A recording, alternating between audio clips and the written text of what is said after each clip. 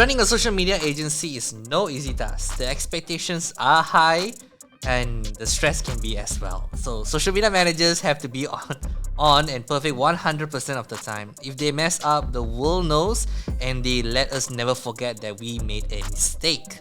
So you, as an entrepreneur who's looking to start a social media agency, needs to understand about the business you're going to be in and know the risks you'll be getting into. But I'm not saying that running an agency is always bad. If you do it properly, structure it, and bring in the right people, you can build a successful business. To help you in that, we brought in an agency owner to share his experience and share his path to success. My name is Vince, and for the first time in our show, we have Daniel Woodroof. Hello. Wow, there's so many people, like all the applause. Yeah, all our it's live amazing. audience over there, you know. Thanks everybody for coming. Yeah.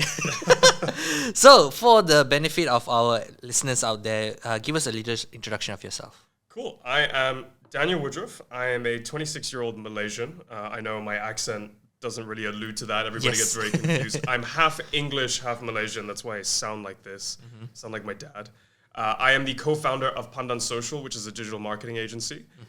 So we do dabble in things like social media, content creation, digital advertising, etc., etc. But I think I'm also known, maybe not more known. It depends. It depends when you get to know me. I'm also known as the race car driver or a coach, but I'm also known as a kind of TV host as well. So I have a number of different backgrounds, job titles. I have a lot of different business cards, but those are kind of like my three main ones. Okay, so speaking of driver, what driver were you? I was a Formula 3 driver. Well, that's pretty much as far as I got before my career crashed and burned. Literally or like figuratively? No, figuratively. I mean, I started off in go-karts at the age of 12. I think just like anybody in racing, our goal was to make it to Formula 1. Didn't quite make it that far. I got to Formula 3, so that's like F1 minus 2. So I got to the cars that look like Formula 1 cars, right? So it was very cool, it was very fast, got to travel around the world, got to represent Malaysia, got to win a couple of trophies. That was awesome, but ultimately a large part of it is about money, so ran out of funding that was required to move on to the next step or to even kind of sustain where I was going. So my life has just been a series of pivots since then. Okay. So tell us a little bit about your journey on starting Pandan Social. Yeah, I think context is probably very important. I mean, starting with that race car driving kind of beginning. So I was always known as the race car driver. I started racing when I was in school. So when I graduated from high school here in Malaysia, I knew that I didn't want to go to university straight away. I wanted to give myself at least a gap year to really pursue the sport 100%, no distractions, no exams, no studying. There's a thing called gap year in Malaysia? Oh my God. Well, I was going to go study in the UK. Okay. So I applied to university with a gap year in mind. So it was deferred entry. All right. So I was like, okay, I got my backup. I've already applied. I've got accepted. And I have this 1 year period to make it, or I have that fallback. And yeah, I went full professional, got to Formula 3 in my gap year. I did that, of course, ran out of money. But the way that it works is the season ends in around November, December, so at the end of the year. But your university intake is in like September, October in the UK, or August, that part of the year. So I had to take another gap year. Oh my. And I was like, okay, I can't make this late entry. I've missed it. Everybody's finished Freshers Week. What do I do for the next year? Right? I'm like, okay, I'm going to go. My career is pretty much over. What kind of jobs can I do to kind of keep myself alive? I got to earn money. I can't just stay at home depressed that my racing career is finished. So I started applying for various jobs. I actually ended up working at APW for the longest time. I did a lot of their events. Oh, okay. Yeah, all those cool markets, secondhand markets, those Christmas events. Hipsters events coming up. Yeah, exactly. So I was working with my best friend at the time. It was awesome. I had a really good schedule because it was a part-time thing, right? So they gave me the flexibility to do other things because at the time I had also, by pure luck, gone into a TV show. So again, context there is while after my racing career kind of ended, I couldn't really race. So I knew the championship owners quite well, and they were like, "You can talk. Why don't you help host some of our programs?" So I I hosted a couple of commentator roles on Fox Sports 3, for a couple of seasons for the Formula 4 Championship around Southeast Asia. That was my first taste of kind of TV hosting.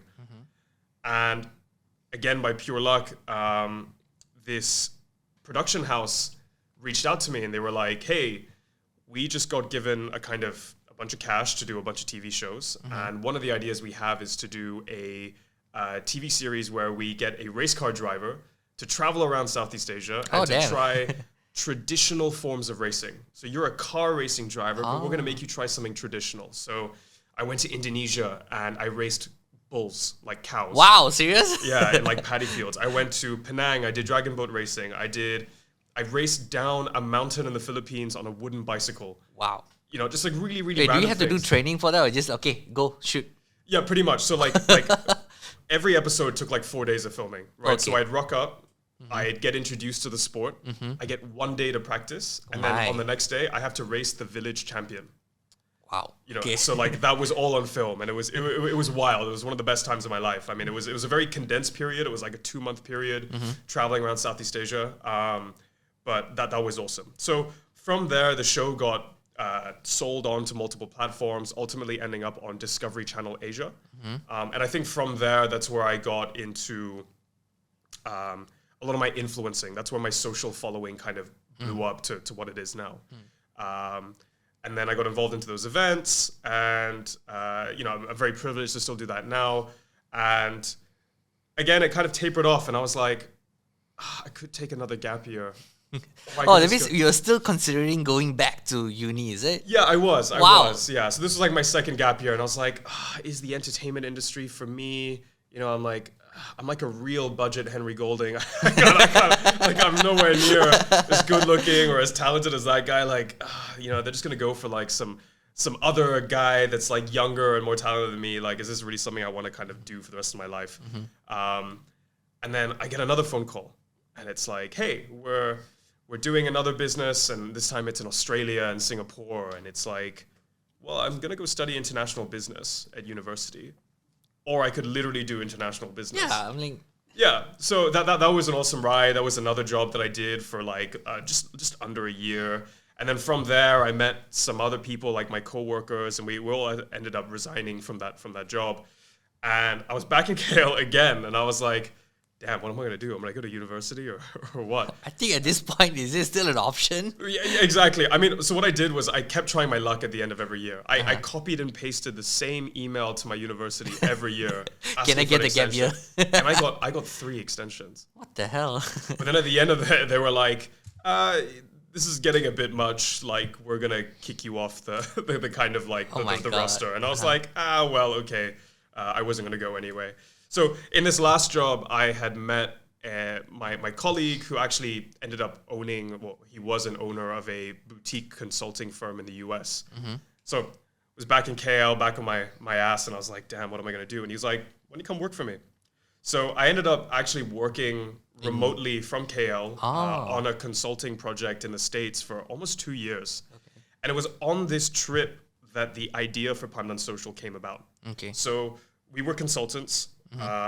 We focused on corporate turnaround, so taking businesses that are on the verge of bankruptcy and trying to kind of, you know, really streamline them, refocus on certain, you know, revenue verticals, bring them back to life. Yeah, that's a very big commitment. You have to do that. Yeah, so it was a lot of traveling. I would go there for, 2-month stints at a time to be on the ground. That was a real grind. And then coming back here, working, 9 p.m. to like 2, 3 a.m. every single day.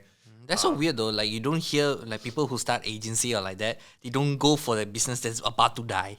Yeah, exactly. So I mean, it was what they do as consultants, right? So in consulting for this company, there was a lot of downsizing, right? It's like, okay, this company's losing a lot of money. We have to essentially fire a lot of people to just the essential staff. We come in and then we help to regrow the business once it earns a bit more money. So as this company downsized, we still had to do marketing. We still had to do digital marketing, right? And I think that natural conversation of, okay, like who's on the team? Daniel's the youngest person. He must get social media and digital marketing, right? So all of that shit kind of came to me. And I was like, okay, I mean, this is like as well within my domain. I understand it. I was involved in marketing in the previous businesses. I get it. But I started to burn out, man. Yeah, I mean, handle everything by yourself? I mean, I was doing graphic design, I was doing copywriting, I was doing press releases, I was doing articles, I was doing sponsorship activations, I was doing event management, I was doing even the designing of like pins, you know, like for the awards, and it was like layout plans of the event expo and stuff like that. It like all fell under my domain. But you still get paid for one man's job. Exactly. Oh my God. And I was like, I'm literally dying here. So I brought this up, and the conversation came, and it was like, what if you gave me the budget of one American guy, and I actually set up a team in Malaysia for you, and I could outsource most of it. Like I would still be the project manager, oversee the strategy, all that kind of stuff, but the execution stuff, you know, like the graphic design or the copywriting, all that kind of stuff. Like I tell you what to do and you do it. And they were like, you know what? Sure, I think there's a little bit of budget for that. Oh. So I get on the phone to my best friend at the time, and he's a guy that I used to race with. His name's Brandon. He's my co-founder. And I was like, look, I got a business opportunity. And I actually, with Brandon, some context there as well is because I was doing this influencer stuff, he was also a vlogger. He was making videos at the time. Vlogging was a huge part on YouTube at the time. And we had worked together on a project for AirAsia Go. So we traveled to Cambodia, sponsored by AirAsia. We had to create content. So I knew he had that creative eye, and I knew he had a very, very good work ethic. So I gave him a call, and of course I trust him. I've known him since I was 12. Wow. Excuse me. And I was like, let's go 50-50 on a company. I've got this budget. Let's hire a couple of people, and I'll outsource the work to you.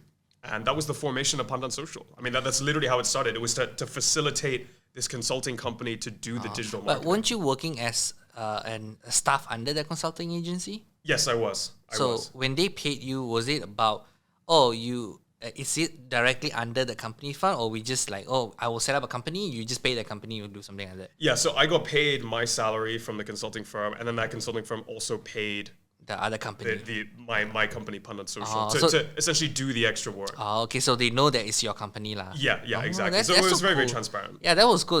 Most business people, they don't like, hey, I pay you, why I need to pay you more for your other company? Exactly. I was like, wow. You're my intern. Why don't you do everything in the company? Yeah, I was like, wow, that's okay. So the name Pandan Social, if you know, pandan is like a traditional leaf for tom yum. Something? For a lot of things. I mean, it's a very versatile plant. It's used in desserts. It's used in main dishes. So is that why the Pandan Social? Okay, because you're very versatile. Yeah. So okay, I think the honest answer is we wanted something that was inherently Southeast Asian in the branding, in the name, but we also wanted something that Sali people could pronounce without ruining the pronunciation. Right? You know, yeah. Whether you're British, whether you're American, with a really, really strong American accent, you can phonetically pronounce it and everybody would still understand it, right? And they can still spell it. So that's the real reason, Pandan. And then you throw in that marketing bullshit and it's kind of like, you know, we're fragrant, we're that fresh hit of flavor, we're versatile, you know, we can be in tom yum, we can be in rice, we can be in dessert, we can be in kueh, you know. Not bad. So that's the harsh reality versus the nice fluffy bit. So it's weird that like why you chose pandan. I believe there's like a lot of words that like American peoples can pronounce. Yeah, I mean, you got your other stereotypical stuff like hibiscus and all that kind of stuff. And I was like, you know, like no, we'll go with pandan. And I like the color green. Green's one of my favorite colors. Okay, so you talked about the whole journey about Pandan Social and all. Like, can you share with us if let's say I'm a entrepreneur who's looking to start a social media agency, because you Fortunately, you were in the position where you can ask some people, hey, I have a team here, you can bring in more money, then we can create something. But if let's say a person who's just getting started, have no contacts at all, how will you think that they should be getting started as a social media agency? Yeah, I think they should have a little bit more planning. I think that was one of my downfalls in creating Pandan Social, right? I was very opportunistic, clearly, to create it, but I didn't necessarily have the foresight at the time to plan what maybe our niche would be. We were very ambitious and we said, we're going to be a fully integrated digital marketing agency. You want to do websites? Can. You want to do social media? Can. You want to do press releases? Can. God, that's very hard to actually talk. Yeah, I mean, talking is one, but to staff is another problem. You want to do digital advertising? Can.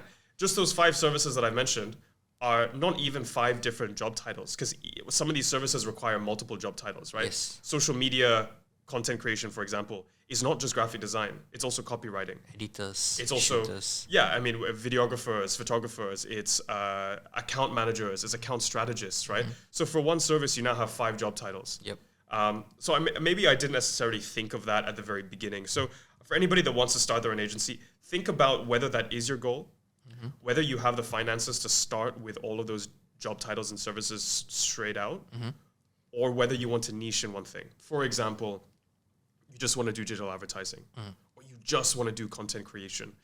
The benefit of that is, particularly if you're starting with less capital, is you have economies of scale working in your favor, right? If you're trying to do everything under the sun, you better damn make sure that you have a good sales pipeline. Otherwise, the cash flow is going to kill you, right? Because you may not have the sales leads coming in every single month. Yep. But you know you're going to have to pay the staff at the same day, at the That's same the thing time though, every when you month. started off, were you just you and Brandon? Or there's Yeah. like, you already hired like 5 or 10 people under you We hired 3 people at first? at first. Okay. So plus me and Brandon meant that there were 5 people in the company. Was it like a full-time staff or like a contract base? Wow. Full-time. That's a big commitment though, like Yeah. first company and this is only one client. Exactly. You know, so we went all for it. And of course, you know, with cash flow in mind and money, Brandon and I didn't take a salary for almost 2 years. Damn. You Okay. know, so all that money went to the staff, and then the minute we got more clients, it was like, okay, we have more revenue coming in. We need to hire more people so that we have a more complete team to do all those things that I just mentioned. But that's the thing though, like people usually say pay yourself first, then you pay the other people. But why do you take a different route? I understand that it's your company. I myself have done that before. Like I don't pay myself for like maybe 2 or 3 months. I will try to survive on whatever funds I have. But at the end of the day, you have to pay yourself first so that you keep running or that Yeah. you don't die out or something. For sure, and I think context again is important, right? We were very privileged at the time. I mean, we are still very privileged to have a roof over our head, right? I lived with my parents. Brandon lived with his parents. The business could crash and burn, and I didn't have to worry about rent, right? Okay. So if whoever's listening to this, if you are married with kids and you have a mortgage and a car loan and all that kind of stuff, yeah, you're gonna have to pay yourself first, Yes. right? Unless you don't pay yourself and you have a side hustle. So Brandon and I, we didn't take an income for 2 years. I had that consulting still on the side. So I would work 10 to 7, Pandan Social. I'd go home, I'd have dinner, and around 9 or 10 o'clock at night, I would start my US work. So I would work until 2 a.m. every single day, 2, 3 a.m. And I knew that side income would keep me alive, even though Pandan Social wasn't paying. So I still had income. So was there a conflict of interest between your company that you hired you and because you're running other business as well? Was there a conflict of interest in terms of like, hey, are you giving your full attention to our company? And like, how do you handle it? Because I'm just looking at that company point of view. I'm paying a staff, I'm paying his medical or whatever, and you are doing your other company as well. Like, are you giving me your full attention? Was there a topic that conversation came? No, not really, because I think Pandan Social was serving them as well, right? So at the end of the day, number one is get shit done, right? Yes, If the that's- work is done, I don't really care. But 2, I think on the consulting side, we're paid an hourly rate, right? So we have a set amount of hours that we have to fulfill. There's no real bullshitting that, particularly when we're online. You know, you can see my activity. Yep. We use project management tools like Asana. So the client sees it, the consulting firm sees it. If Daniel has 20 things to do by Friday and he doesn't get it done, then he's clearly slacking. Yep. You know, Okay. so yeah. Right. So, can you share with us one of your worst experience that you had running social media agency after that consulting firm? I'm pretty sure after that you got like more clients in you, right? So Yeah. Can you share with us your worst experience? Yeah, so after I think I was once COVID started, really I stopped to work with the consulting firm, and I think it's important to say it, like it was on good terms. That the owner of the consulting firm is still one of my best friends, so we're very, very close. But COVID came, and I was like, you know, I'm going to focus on Pandan Social full time. But to answer your question, this is the hardest question out of all the ones you were telling me about. Is it because there's a lot? Yeah, because I don't think there's like one moment that I look back on and I dwell on and I'm like, oh my God, that was like the absolute low point. I think being an entrepreneur, as stereotypical and cheesy as it is, it's just constantly getting punched in the face every single day. And it's like, if you are the type of person that just wants to like kasihan yourself and it's like, oh my God, like this is... Don't do it. Like honestly, be an employee. It's great. Like you cut work off at 6, and then you don't have to worry about payroll. That's so interesting. I had the conversation. It was like because my employee friend was like, complaining about the work. Oh, I need to work like this really hardly. I was like, motherfucker, hey, you got what? EPF, you got your medical, your everything you got. You just go there, do your work, shut up, and go out. Don't complain. If you go to business, right, you don't even know you're getting paid next month, bro. You need to jaga your stuff and all. Exactly. It's like, oh, that's and then there's another thing that you say, getting punched every single day. I think pretty sure every entrepreneurs know that. One of my friends from an F&B owner, he says that whenever you see a problem today, you have to solve it today. Yeah. Because there will be another problem tomorrow, and another one. Exactly.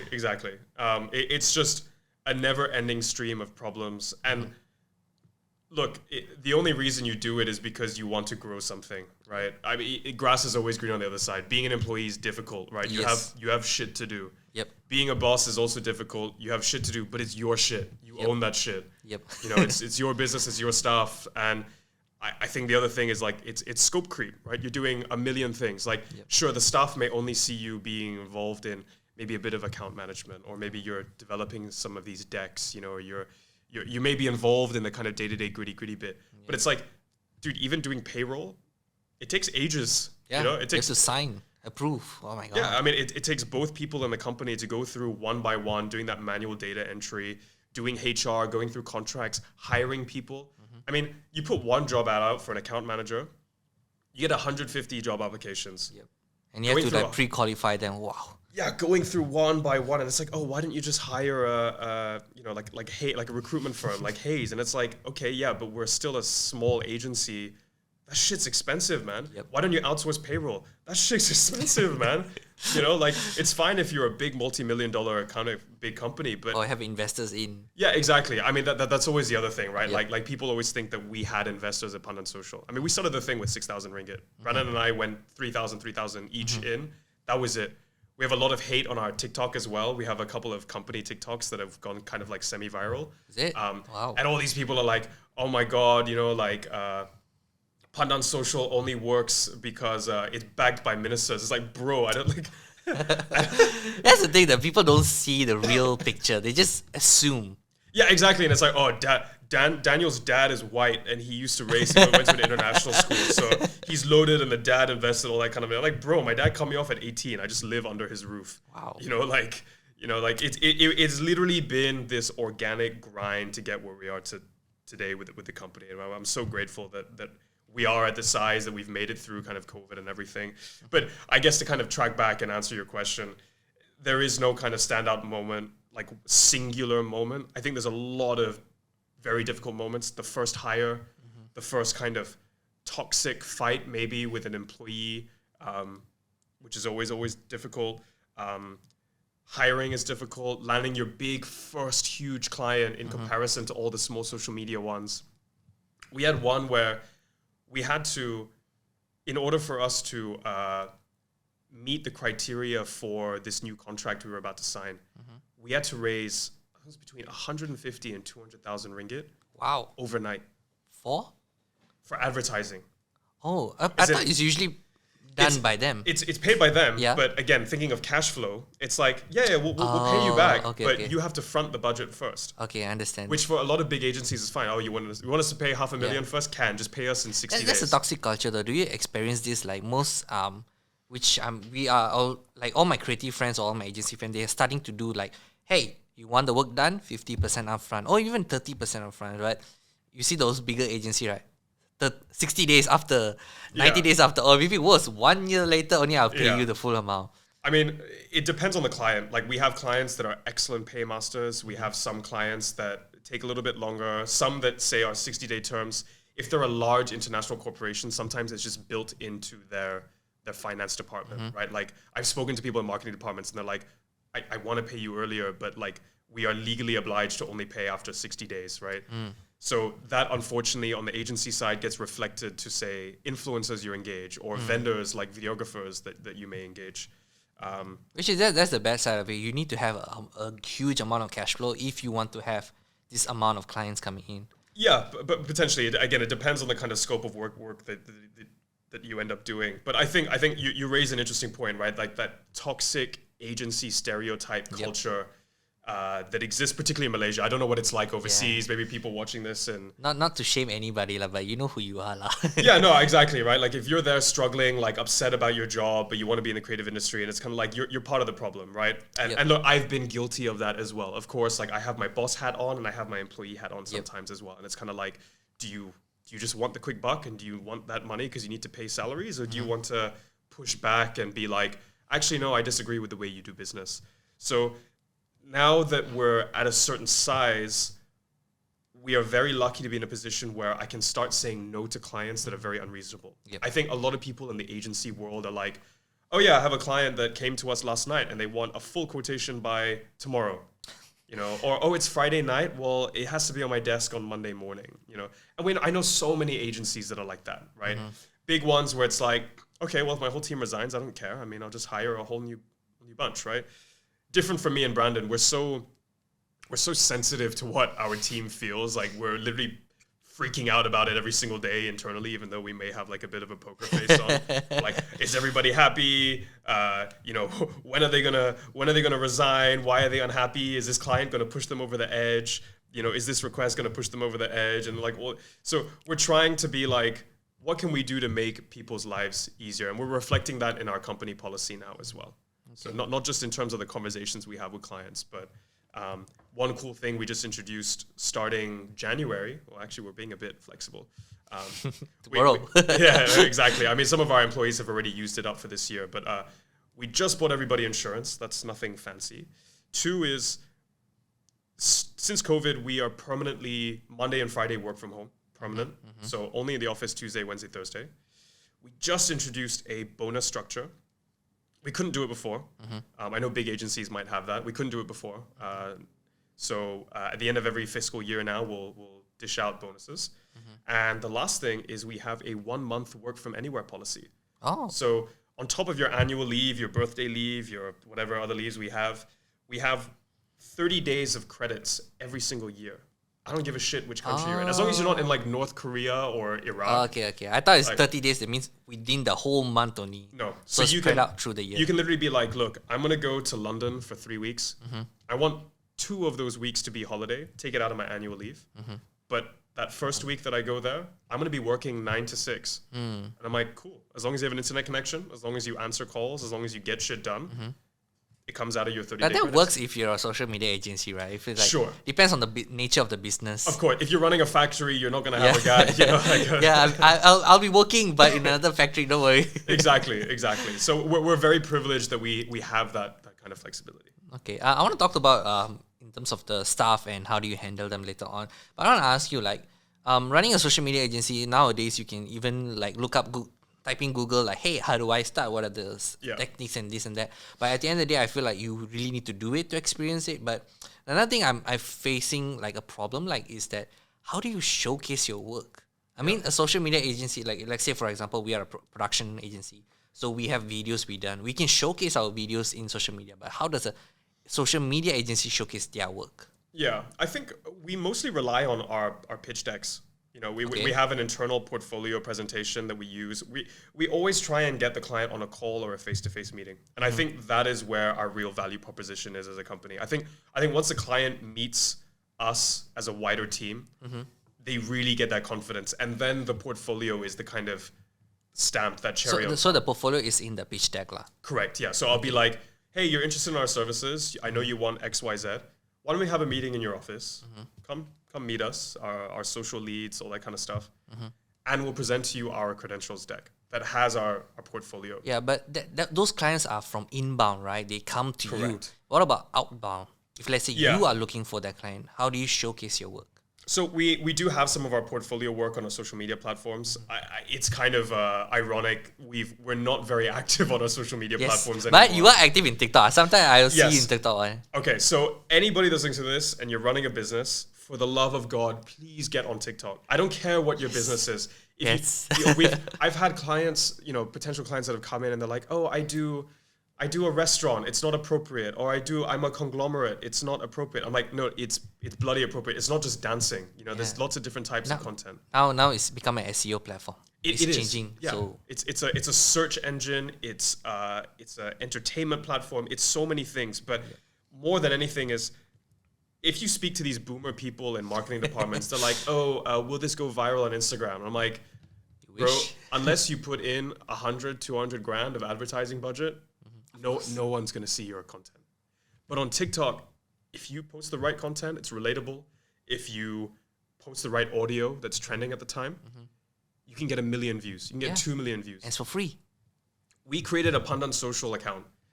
Our third or fourth video. We had like 5 followers. It was like a couple people in our company that were like, I'll give you a sympathy follow, you know. I don't even think I followed my own company page at this point. And it got 700 plus K views. Yep.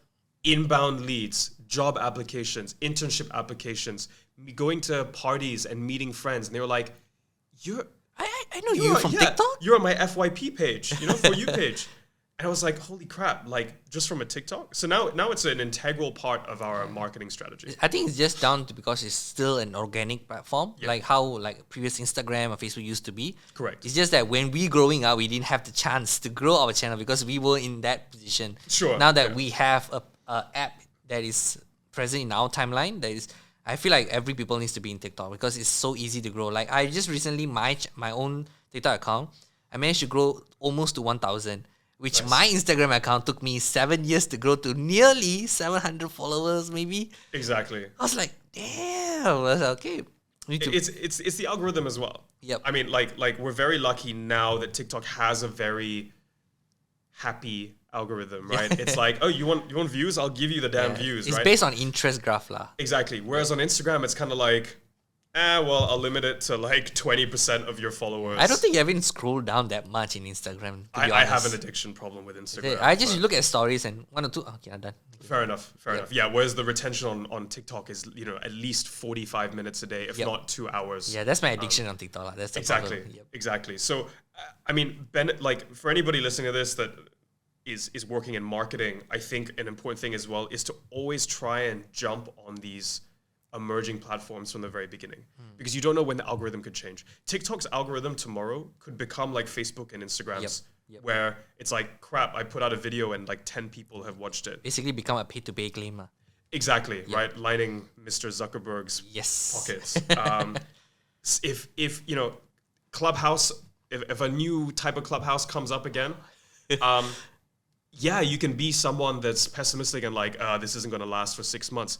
Fair enough. I looked at Clubhouse and I was like, there's no way this fucking thing is going to last more than a year, or at least it's not going to outlive the pandemic. Is it still there? It's still there. Oh. But I mean, usage has dropped like crazy. Okay. But jump on it while it's fresh because everybody's on it, right? People can know you better. People can know you. Same with NFTs, right? I used to work in the cryptocurrency industry, so I'm fairly well versed with how these projects work. And I mean, we were doing NFTs in 2017. So when NFTs blew up last year, it was kind of like, okay, I've seen this before. I know for a fact that the global infrastructure isn't ready yet to integrate this into our daily lives. But if you have the resources, a graphic design team and a Web 3.0 person to create a bunch of NFTs and sell it at 10,000x, do it. You know, just don't jump on the train late, because then you'll jump on it 6 months too late and now no one's gonna buy your now your it's JPEG. NFT is like on a bear run right now. It's like nobody's gonna go for it. So okay, that's cool. All right, so moving on to our next question is that if let's say I started my agency, I have staff under me, but my goal is right now to start earning 100K within a year. What will be the actionable steps that you yourself will be taking that you can share us with our listeners? Yeah, so I think the first thing is to understand what your services are and whether you want to streamline, right? So I think I was saying earlier, are you a full digital agency, or are you bootstrapping and only want to focus on one service? Okay. Like digital advertising. Okay. Second thing is to have a process that you can rinse and repeat. Okay. I can't tell you how much time I wasted earlier on writing proposals from scratch, right? Or coming up with process flows from scratch. You need to have a system in place. You have to have scalability in mind, right? So, but isn't every project different? How do you scale a proposal? Yeah, so I think the creativity is different. I think a lot of the time, maybe your starting point is the same in terms of deliverables, right? Okay. Particularly if the client does give you a budget. You know, let's say the client has a budget of, I'm just throwing a random number, let's say 10,000 ringgit. It's like, okay, I know that a lot of Malaysian clients have a budget of 10,000 ringgit or 5,000 ringgit. What would I normally offer then? And then just have a preset kind of menu and then cookie cutter that. Okay. You know, and then I think the second thing as well is beyond just achieving that first 100,000, keeping in mind how much you actually need to make to hire more people. Yes. Keeping that scalability Yep. in mind. You know, yeah, the profit margin may be huge now with one staff. Yeah, but if you hire eventually you five- need to hire. Yes. Yeah, if you hire 5, are you going to be losing money at that stage? Yep. So having that kind of plan, and then of course the final thing is once you have the processes in place, you know how you want to service the client, you know how you want to pitch to them. It's getting those leads, right? So it's marketing yourself, it's doing the TikToks. But for me, it's nothing beats, at least from my perspective, in-person meets. At least that's my strength.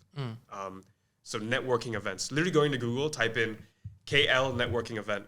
But I feel the KL Networks event, right, is completely useless. Because when you go there, right, everybody wants to sell you something. Yes, this is true. This is true. But I think you have to look at it statistically, right? I think for 1 in every 20 people you meet, you might meet someone. And sure, you might waste a week doing a proposal for them and they tell you to fuck off afterwards because they never really wanted to pay for your service anyway. They just came there to show face. But KL is so small, man. You never know when you're going to run into this person again. Or, you know, I've had a couple of leads now where it's like, oh yeah, you know, 2 years ago I met you, but now I know someone that wants to do a website and they referred. So like, you just got to put your feelers out, plant the seed. Take a chance, basically. And don't stick to just one person at these networking events. I mean, try and play That the is absolutely true. I think Malaysians in particular are very shy people when it comes to networking. Yes. I think the most successful networking event I've been to has been like Drinkpreneurs, where there's alcohol involved. And that's when the Malaysians get loosey-goosey and then they start talking. But until the alcohol kicks in, most Malaysians are very kind of just like, oh shit, okay, I'm here with my friend, I'm going to stay with my friend. And it's like, why are you at a networking event? Yeah, You know? that's true. So play the field, have business cards, have no shame, hand out those business cards. You know, I've seen these like kiasu people that it's like, oh crap, there's only like 30 minutes left of this event. Well, I'm going to go up to you. I've never spoken to you. Here's my card. Here's my card. Here's my card. Here's my card. Dish it out like candy. There's also, I used to go to these events. What were they called? The meetups. There was like a weekly meetup thing that you would go to where they have like different satellite kind of groups around. Yeah, there's a BMI. I don't know. BNI. BNI, yeah, BNI. I actually joined that during pandemic time. I was like, yeah, I don't have that much of money to spend now. Yeah, So I used to milk the free trial. Yeah, I was like, okay, I'm just gonna be there for a while, then I chow. No, exactly. I mean, like, if they're watching this, I'm sorry, I didn't pay membership. I would go here. I'm sorry, Jack. I know you're listening to this. Yeah. He's the one that introduced me to BNI. Yeah, fair enough. So I'd go for like a free trial, and I'll try another place and do a free trial, and be like, you know, I need to do one more. I'm not quite sure. I'd hand out the business cards, and I kind of get like a feel of the room. I'd be like, yeah, I think I've like exhausted. Yep. This kind of thing. That's the problem with me in terms of networking, right? It's just I know they are selling. They want their services for me, and it's a thing that's made it hard for me because I know they are selling, and they know I also want to sell. But that's better. It's mutual. It's It's better than them thinking you want to be friends, and then it's like, but it's just like if let's say you're not my target market, but you want to sell me something, but I'm not your target market, bro. I don't want your water purifier. Yeah.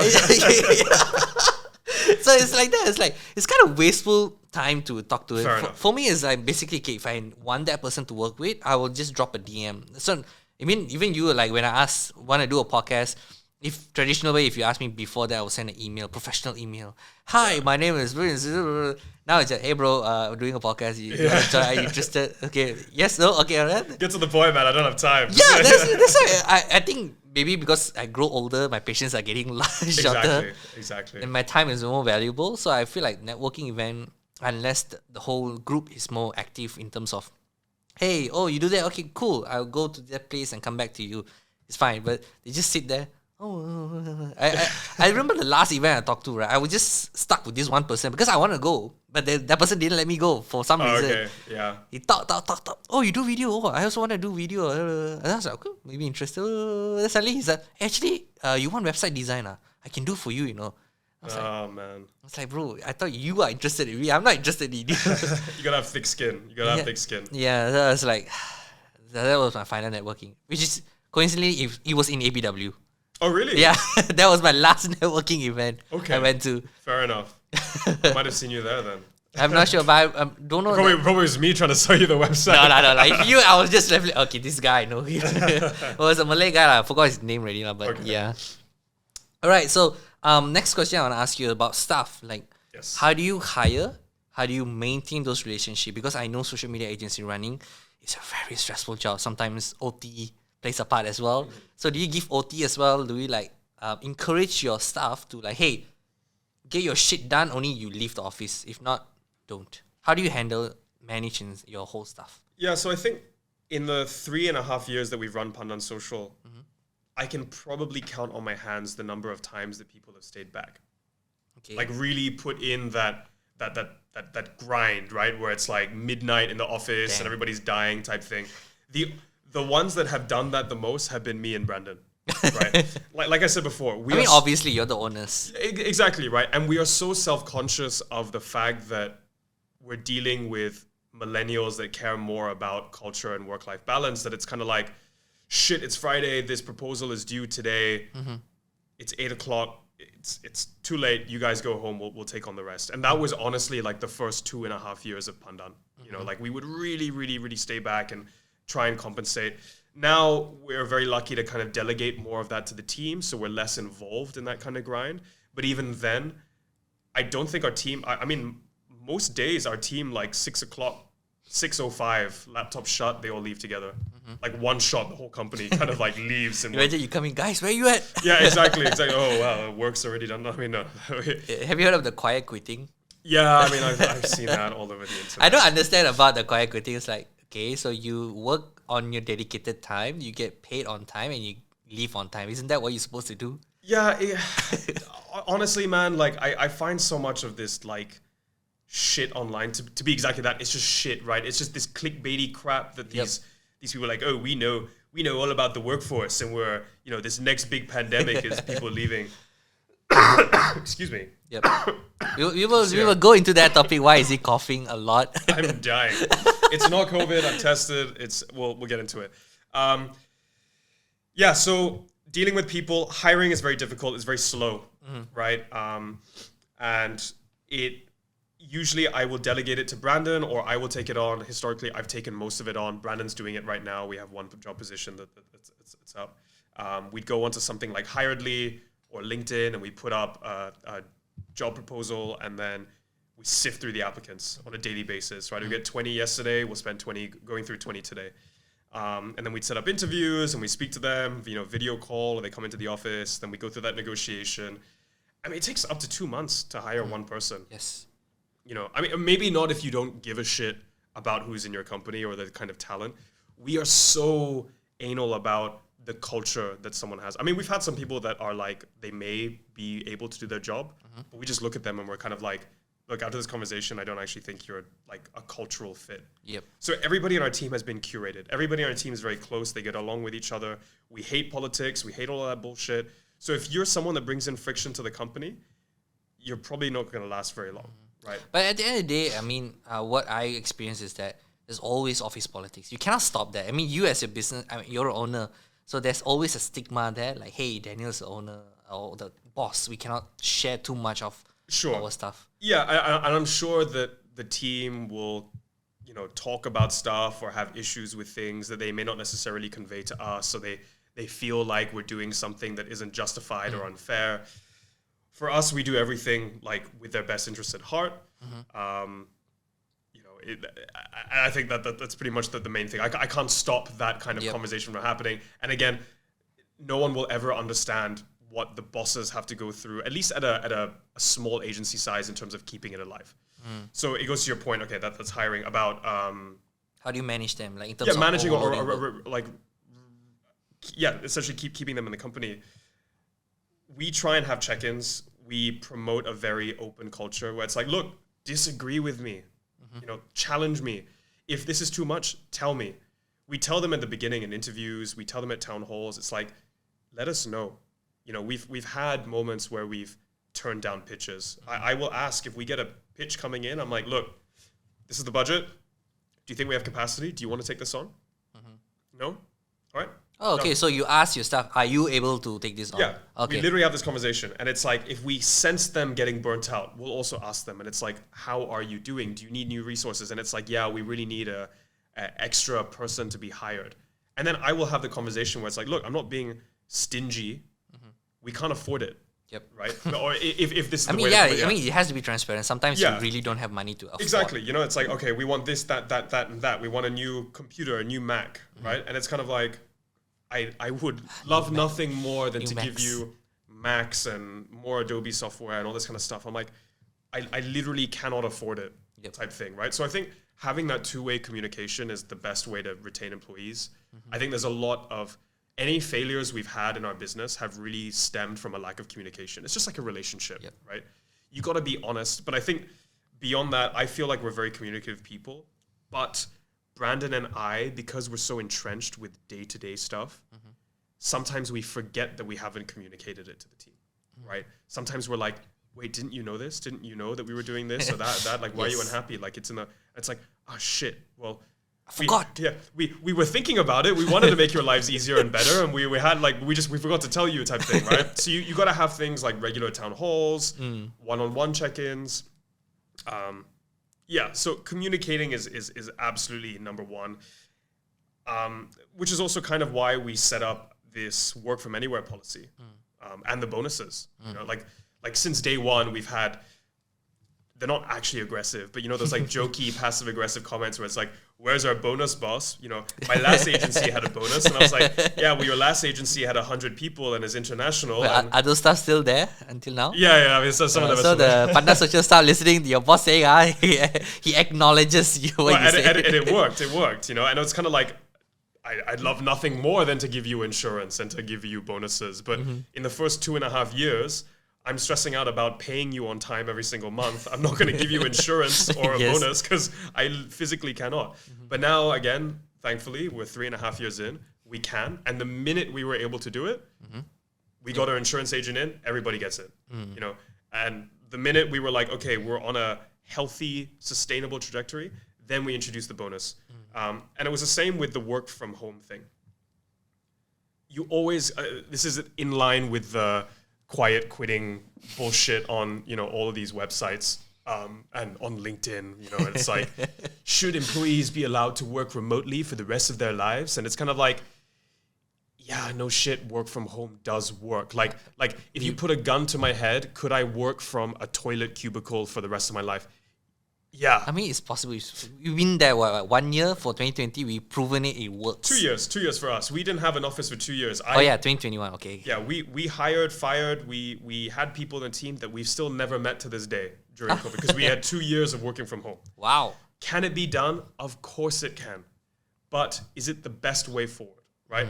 We also acknowledge that going into the office, at least for our industry, is not the best thing to come in every single day. Like, yes, I acknowledge the fact that some of you spend 1 to 2 hours each way getting to the office every single day, and that Jams, sucks. fuel.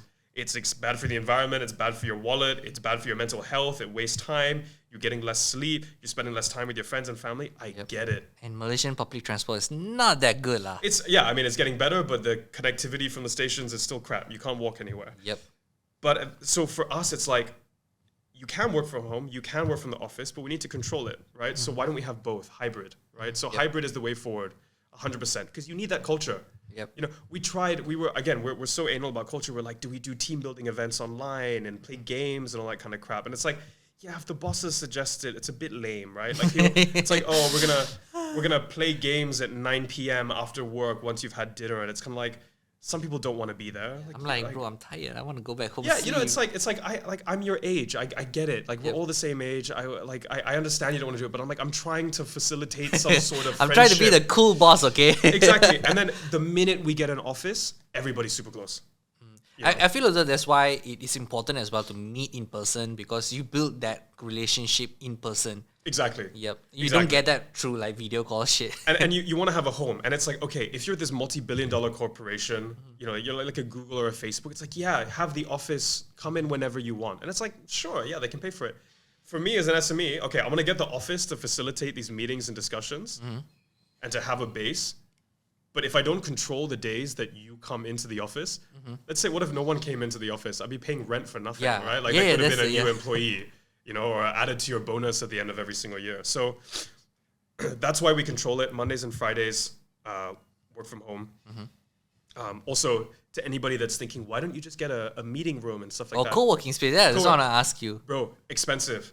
Is it? Yeah, compared to actually renting out and paying electrical, buying the lights and paying internet? Because they make you pay per seat, right? So it's not even, I need a 100 square foot room to fit everyone. It's literally, there's 15 of you. Well, it's 500 times 15. You're paying $7,500 per month for a small team, right? And it's like, okay, let's go get a meeting room at a Regis or something. And it's like, yeah, okay, that works if you have like a particular project to kind of go into, but it's like, it's a bit of an awkward environment. It's very forced. The meeting rooms are expensive. They can be like $1,000 or something. It's very corporate sometimes. Like nowadays, people don't want that. Yeah, corporate. I mean, Regis is a very formal type thing. And again, it's awkward. So we built Pandan HQ in Mont Kiara. We have a home now. We've got a table tennis table. There's music playing. It's a nice environment. And yeah, it's great. I love it. So we do hear the team, right? They're like, oh, well, Daniel travels a lot and he can still do his work. I'm like, okay, well, now we have work from anywhere. So have that two-way communication. We're not these like assholey boomer bosses that are like, you work at this time and this time and you leave on that time. Like, we're just be in the office to prove you're working. Get shit done. We have rules. We stick to the rules. Rules mean order and not chaos. But we're human beings and we're fair. Yeah. Right? I think at the end of the day, as long as you get your shit done, no problem will come, man. Exactly. But again, getting shit done also means not 100% free reign of just work from anywhere 100% of the time, because there are those downfalls, right? Like, again, on culture. And look, I trust every single member of my team completely, right? We wouldn't need the project management tools, the deadlines, because I know they will get that stuff done. But these policies still need to be in place in case another person comes in when you scale to 20 to 30 people. It's about a system that doesn't have that same work ethic. Because I know, again, like, if I didn't have my boss hat on, where human nature is to push the limit all the time, right? If I check in with my boss at 9 o'clock in the morning and he doesn't check on me at all of the day and I'm feeling really tired, I'll take a 3-hour nap. I bet there's people listening to this that are like, yeah, fuck. I mean, like, I work from home and I sleep half the day. I would do the same thing too, I was right? do the same shit. So it's like, again, it's about balance. It's about being fair. Be fair to us as the bosses, where it's like, you're paid to do a service, but we're fair to you where it's like, I get it. You're an employee, you're a human being, and you need balance. There's a TikTok video that's like the boss, the manager, assign everything. All right, off, sleep. Exactly. Yeah, exactly. Have you done your work? Have you done my work for me? All right. So we're coming to the last question is that one of the last questions is, what are the metrics you use or you measure to make sure it is working in terms of your campaigns or whatever work that you're doing? For social media campaigns specifically? Social media.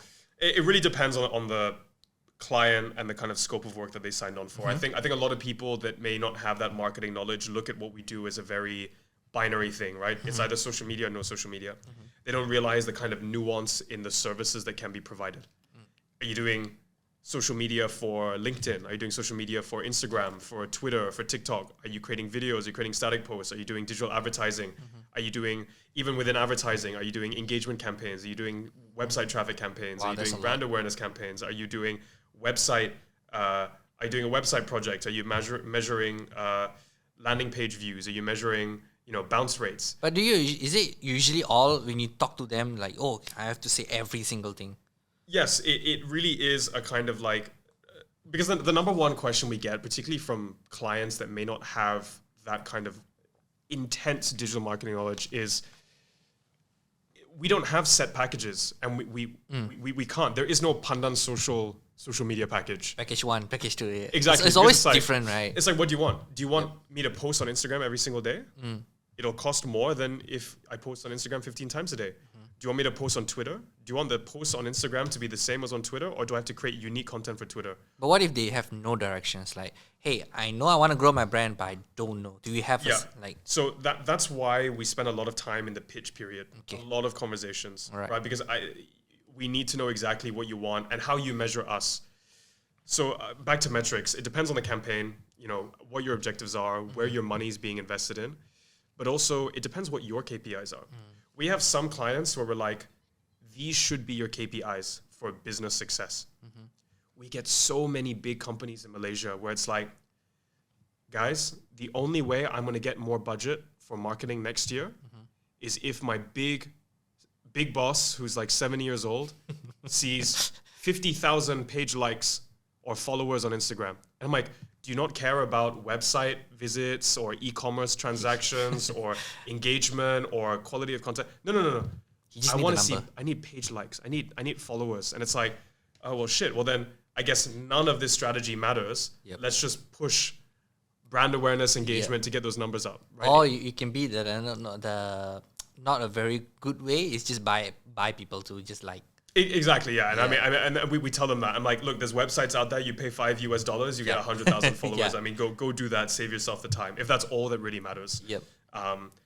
So yeah, it's very nuanced. I mean, we have big international clients that are like, we want to judge our success based on industry perception of us as thought leaders, which is such an open metric, right? So it's about quality of content. It's about number of downloads of publications that you put out on LinkedIn. It's about the number of organic followers. It's about where these followers come from, what businesses or industries they kind of come from. So it really depends. And I think at Pandan, we're very lucky to have such a wide array of clients. We have material science engineering companies. We have insurance companies. We have restaurants. We have cosmetics brands. Each of these businesses have different KPIs because of their different business nature, but also because they're all on different social media platforms. You know? But do you think it's hard though as a business owner, because every industry is different. How do you because they say you niche it down is way better compared to you doing every single thing. Yeah, I think there's definitely advantages of some agencies existing, being just a lifestyle agency. I mean, I get ads on Instagram all the time. It's like, we are an F&B agency only. And it's like, double down, be good at the shit you do, right? And it helps them streamline. It means you need to have a photographer, videographer for all these projects, an account manager, and it's probably going to be a cut and paste strategy. It goes back to that process flow I was talking about earlier, right? For us, we came from a consulting background, or at least I came from a consulting background. I don't like being stuck on one thing. Okay. So I like that versatility, that new challenge. An insurance client today is going to have a different problem for a restaurant tomorrow. A big restaurant will have a different problem from a startup restaurant or a delivery platform or a bar. So there's a lot of problem solving involved. And I think talking to a lot of the staff that we end up hiring, why do you leave a big agency? Why do you leave a big social media agency? Okay, maybe you're overworked, you're underpaid, you're treated like shit. But maybe another thing is, I've been on this one account for 2 years and I'm bored as hell. And it's like, okay, we'll come to Pandan where we can pitch to anyone, do anything. Okay. So it keeps us interesting. All right. So one last thing I want to ask is that, yes, it's all fun and games we always see in TikTok and this and that. Hey, social media agency, you can work somewhere. Have you seen those TikTok videos, right? They just open their laptop, do the work next to the beach, and then you can generate. But I wish. So that cough is a transition from what is the dark side of running a social media agency? What do they don't see that you are suffering right now? Well, they can see that I've got a cough and a cold. He just talked about it earlier just now. Yeah, I mean, this isn't COVID or anything viral. It's just my body shutting down. I'm burnt out. I don't think this necessarily applies to just social media agencies. It's anybody that starts up their own business, right? It's lonely. I'm very lucky that I have Brandon. Very honestly, I don't think I'd have this company if it wasn't for Brandon, because he is my solace. He's my sounding board, and I trust him. So I have that second opinion. I'm very lucky to have it. It's very stressful. You can't stop because you know that shit needs to be done, especially if people need to be paid. I think dealing with people is very, very difficult. Particularly if people leave, and you're building up a culture that you think is nice and healthy, and then after 2 years, someone leaves, right? And of course, common sense dictates that no shit, people are gonna leave, particularly young people, right? They want a 20% jump in salary. Exactly, they want a 20% jump in salary. They want to try something new. They want to. Whatever the reason is, right? And if I was in their position, I'm not going to stay at a company for more than 2 years anyway as well, right? At least I haven't. So I get it. But when you're so entrenched in being the boss, you're like, wait, why are you leaving the cause? And then it's like... Have I done something wrong? Yeah, exactly. And then it's like, oh shit, well, we're only 10 people. If one person leaves, that's 10% of your workforce that's gone. Shit. And now on top of overseeing stuff, finance, HR, business development, sales, strategy development, now you have to pick up the slack of whoever just left. And then you also have to now rehire that next person. Yep. Which means those 150 CVs have come through, are on your to-do list as well. Shit. So, yeah, it's definitely a grind. I also think if you think you're going to do it for a quick buck because it looks glamorous. I know that like my Instagram in particular looks a certain way because I go to nice luxury events and I used to race cars and I go, you know, I travel as well. Yeah. It's I mean, like anything in social media is curated, so yeah, you but cannot when you're close to it, or if you're looking at a competitor, it's kind of like, oh my god, damn. Yep. You know, Okay, like, that's true. That's true. It must be paying off, or he must be backed by a minister or some shit like that. It's like, bro, it's like honestly, at times I'm just like, fuck, dude, I just want to be an employee. Yep. You know, like it doesn't pay. It unless you hit that certain mark where things explode, it is the worst money I've made. Yep. So don't start a business if you think it's going to be this huge gold mine. Yep. Don't start it if you're already struggling with work-life balance. Only do it if you're passionate about it. Yep. You need to find a why. Yep. And Brandon and I really went through a period where we struggled day to day with Pandan. You know, we were like, why are we doing this? And we really we had multiple meetings. We were like, if we find our why, it'll help us push through the shitty times. Yep. And that's our purpose. And we did find our why. And yeah, that's why I feel as though most entrepreneurs share the same thought. Is that shit? I want to be an employee again. But sometimes there's something stopping you from becoming you, even though you know Ego. it's very like safe, bro. The keyword is safe. Every month you have that money coming in. But I think that that's so important. You have to know your why and why are you doing this. Imagine, I mean, if you look back, like you just started 3 years. 3 years is technically is like baby years, you know. Yeah, we're still a toddler. Yeah, we're still not a toddler, still a zygote. Yeah, exactly. If you go back to science, it's still a zygote. Yeah, exactly. So it's like, that's why you need to know like what are you doing this for and what is your end goal in terms of this. Yeah. And I think a problem as well is particularly with this push of content on Instagram, pushing this entrepreneur lifestyle. Toxic. You know, it's like, oh, like, you know, everybody has to be a fucking entrepreneur nowadays. You all have to, like, and it's being so glamorized. And I'm like, it's not. Dude, glamorize working 9 to 5 and seeing your friends and getting sleep and getting paid on the dot and having hobbies. Yep. You know, like, that's great. That's fine. We should be talking more about that as well. Yep. That's why the thing they're saying is it's very lonely. The thing they don't see is it's very lonely. Even if you have business partners, or at the end of the day, you yourself are alone in the night. Yeah. What am I supposed to do next month? Shit. Exactly. Oh my god, it's negative. What to do if let's say everything went fuck everything? Yeah, exactly. Yeah. It's always your problem. Yep. You know. Right. So we've been talking for an hour. Oh shit, we've been talking for an hour. So hope you guys are listening. You actually got a value from this. I want to ask you this: what's next from Pandan Social? I know you said that earlier. You said Pandan Influencers. Yes. And I know that you have another. I know it's still on or not, but it's called Pandan Production. Yes. So what's next? So really, what we're trying to foster now is the Pandan Group, right? So Pandan So Social cool, was yeah. thank you. Pandan Social was the first baby. Pandan Productions is the second baby that we created. I'll be very honest, it's something that we put in the back burner. It's if we get a video production gig, inquiry, or photography, sure, we'll entertain it and we'll make it happen. Pandan Influencers is going to be the deal breaker for us, right? The game changer. It is not just a normal influencer marketing agency. I mean, just like social media agencies, fuck, if you type in influencer marketing agency KL, there's going to be 100 people, right?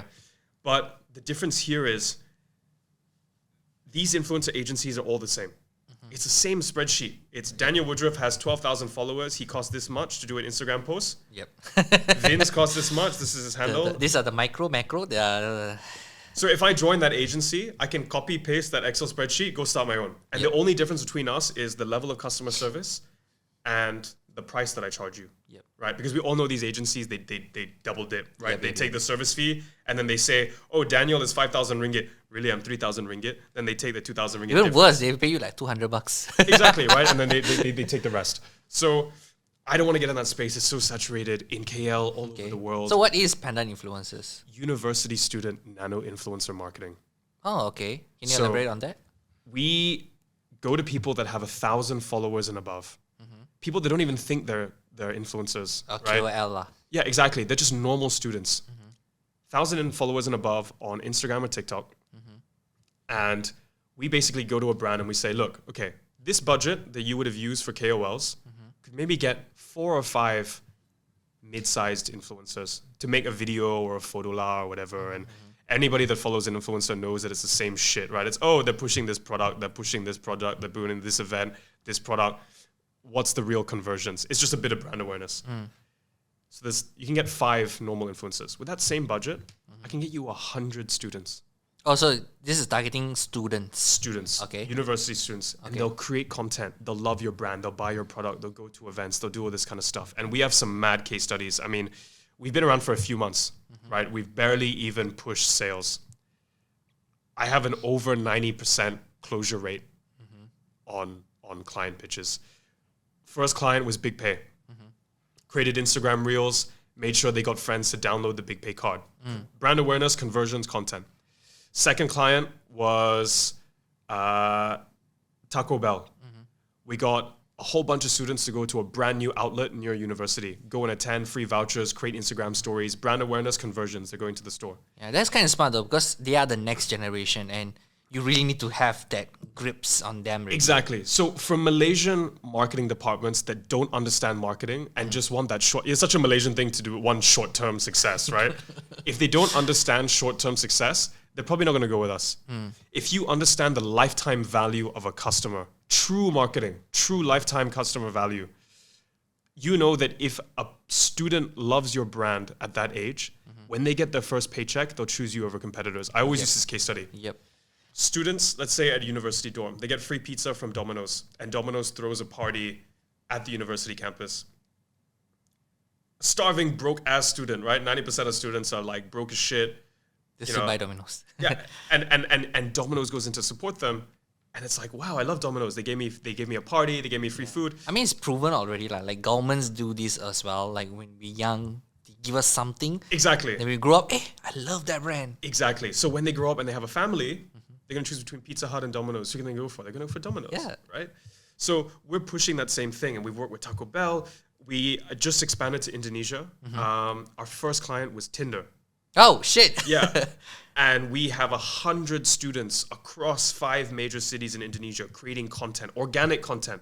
Not the, hi, everybody, swipe up, download Tinder, do this kind of stuff. It's great. It's organic stuff with real users. Yeah, I think I heard about it. It's called UBC, right? User-based content, right? Yeah, UGC, user-generated content. Yeah, around the, So, and it looks organic. And we know that organic content performs better on TikTok. So it's like, what if we get 100 people, let's say a lot of them are girls, and they get, what am I going to wear on a cinema date, on a coffee Tinder date? And it's like very subtle mentions of Tinder. Yeah, it's not a hard sell. It's not a hard sell, but it's being propagated out there, right? So that marketing is really working. We just finished a campaign with 1FC, the fighting championship. So last weekend, we're very lucky to get a whole bunch of people coming into the stadium, free tickets, creating content, reels. That is our double down. And we have so much interest. We have a database of over 7,000 students already in just a few months. Okay. Big plans for that. That is going to change Pandan in the region. So does that mean Pandan Social will be closed down and then become Pandan Influencers? So it's going to be part of the Pandan group. So they're still going to remain separate agencies, but they're very complementary, right? So Pandan Social is now reaching an age where a lot of people know about us and we have a reputation. So if one brand comes to us and they want to expand their services, we'd be like, why don't you get Pandan influencers? Or vice versa. It's kind of fun though. Like even myself also, I thought, okay, I want to create a group. The one is for production, one is for agency, one is for social media. It's actually kind of nice to look at it, a one-stop shop kind of thing lah. Exactly. And look, we had other agencies. We had Pandan Media. We tried to do out-of-home advertising, guerrilla advertising. We had to shut it down. We actually shut it down a few months ago. That was very, very heavy for us because we had other people that were involved as co-founders that we had to let go of. Very, very difficult. But we have a vision of a group to be this multifaceted marketing ecosystem. and we will continuously try different things and pivot. And if it doesn't work, we'll shut it down.